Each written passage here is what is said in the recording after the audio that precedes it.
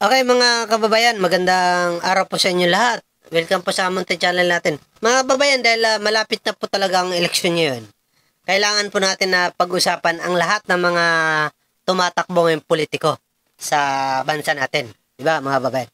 Kasi po, itong si Vice President, dating Vice President Leni Robredo, kagulat-gulat po ito mga kababayan. Bakit?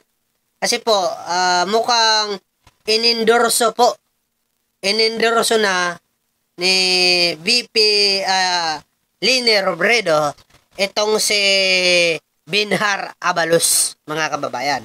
Alright?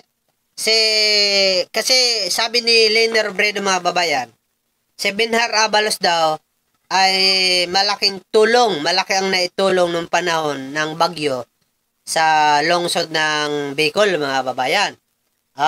Tapos si Marcolita naman, Marcolita tuloy. Ito naman si Isko Moreno, inendorso rin niya, mga kababayan. Itong si Jimmy Bundok sa Maynila. Akala ko ba DDS itong si Isko Moreno? Bakit si Jimmy Bundok lang ang kanyang inendorso? Dapat nilahat niya na yung PDP. Tapos, pagdating naman mga babayan sa Inares, Antib, Rizal, ang inendorso naman nila, mga babayan, itong si Bam Aquino. Tapos si Bongo naman, nag-ikot mga babayan nito si Bongo, nagpanggap pa. Bakit na nagpanggap? Ano bang ginawa ni Bongo, mga babayan? Nagpanggap, kumain ng halo-halo. Bumili ng halo-halo, tapos kumain. Ang akala niya kasi, mga kababayan, si Bongo, maluloko niya ang tao. Kung ano-ano na lang pinagagawa ni Bongo. Sumakay sa tricycle, sumakay sa pedicab, bilhin yung mga vendor ng mga maliliit. Kung ano-ano pa mga ginagawa ni Bongo. Sumakay sa ibabaw ng sasakyan, di ba? Delikado yung kanyang ginagawa. Baka mamaya biglang magpreno, tataob siya, siyempre, mga babayan, di ba? Kung ano-ano pa ang ginagawa para magpasikat lang itong si Bongo, mga kababayan. Tapos, yung iba pa, mga babayan, ito para sa karagdagang detalye, mga babayan, ng mga balitang ito. Panoorin natin.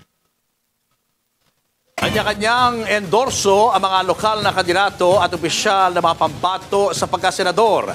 Si dating Vice President Leni Robredo, inendorso ang dalawang pambato ng administrasyon. Nasa frontline ng balitang yan, si Laila Pangilinan.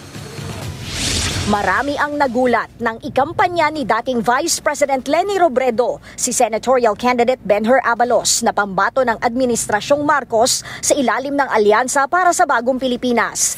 Itinuturing daw ni Robredo na kaibigan si Abalos na tumulong sa mga taga Naga City nang manalasa ang severe tropical storm Christine noong nakaraang taon. Inendorso na rin ng dating bise ang isa pang pambato sa pagkasenador ng Alyansa na si Manny Pacquiao. Sinamahan pa ni Robredo si Pacquiao na maglibot sa Naga City. Sa Maynila naman, opisyal na ring inendorso ni mayoral candidate Isko Moreno si senatorial candidate Jimmy Bundok. Sumama si Bundok sa pangangampanya ni Moreno sa San Andres, Bukid. Nakuha naman ni Bam Aquino na tumatakbo rin bilang senador ang endorsement ni Rizal Governor Nina Inares at iba pang lokal na opisyal. Nangako din si Aquino na itataas ang pondo ng libreng kolehiyo. Bago maglibot sa Balanga City, Bataan ngayong araw, nakipagpulong si senatorial candidate Willie Revillame sa Schools Division Office sa lugar. Nangako si Revillame na iaangat ang kalidad ng edukasyon para hindi raw mangulelat ang mga estudyante sa International Student Assessment. Nanligaw ng mga botante ang mga manok ng PDP laban sa Sogod, Southern Leyte kahapon. Kabilang sa mga dumalo sa campaign rally sina re-electionist Senators Bato de la Rosa at Robin Padilla. Habang nag-motorcade sa Pasig City kanina at kumain pa ng halo-halo, si re-electionist Senator Bongo. Nakipag-picture din siya sa mga taga-suporta. Nakipagsayawan naman si senatorial candidate Heidi Mendoza sa courtesy call kay Marinduque Governor Presby Velasco. Nangampanya rin siya sa palengke sa Bayan ng Gasan kaninang umaga. Sa Tanza, Cavite, nagtungo si Attorney Ernesto Arellano na tumatakbo rin bilang senador. Sinabi niya na dapat magkaroon ng living wage sa buong bansa. Nagbabalita mula sa Frontline, Laila Pangilinan, News 5. Ayan mga babayan, yung mga tumatakbong politiko sa pagka-senador, talagang puspusan ng kanilang lakad para kahit papano makapasok sa Senado. Si Willie Rebillame nakakagulat dahil sabi niya dito, paigtingin niya ang edukasyon. Kaya lang, maniniwala sana ako kung si Willie may edukasyon. Diba? Mahina ito sa English di ba? Sa bibig niya na mismo nang galing. Tapos, sasabihin niya, paigtingin yung edukasyon. Siya nga, yung sarili niya, hindi niya kaya pagalingin. Diba? Mas okay pa si Manny Pacquiao. Dahil, nung si Manny Pacquiao ay sumikat, nagkapira, talagang hindi na po siya nagpauli sa Inglesan. Diba ba? Samantala si Willie, lahat-lahat, nasa kanya na lahat Pera, gandang lalaki, laki ng katawan, taba ng utak. Pero, hindi pa rin natututo sa Inglesan. Mahina pa rin, di ba?